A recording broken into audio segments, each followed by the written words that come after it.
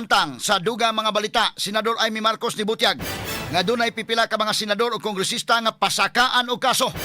Sud ning buwana may kalabutan sa flood control projects og dayon i-dissolve na ang ICI. Karon tagaan tanig pagtagad may gala kinsa ni mga senador o kinsa ni mga congressmen.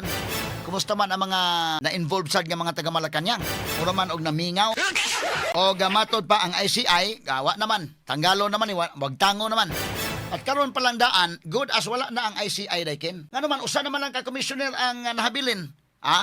Human mga higala nang resign ang duha ka mga commissioners. Usa na naman nahabilin, usa man na pag-function. Sumunod ito tagag pagtagad mahigala kay kining Independent Commission for Infrastructure giingong WADO na. Sugod usab sa Pebrero 1, o 4 ka buwan human gitukod ni Presidente Ferdinand Bongbong Marcos Jr. pinaagi sa usa ka executive order. Straight to the point. Mura ning ICI may galang gituyo lang yung paghimo para pag-am-am sa mga tao. Panahon at the heights may galas kasuko sa katawhan. Labot sa flood control project nga di nakapugan mahigala delikado mo people power. Hinungdan nga gitukod kining ICI, yamaman himan-himan pa mahigala wa gyud mga gagmayng isda ra ginakuha taon.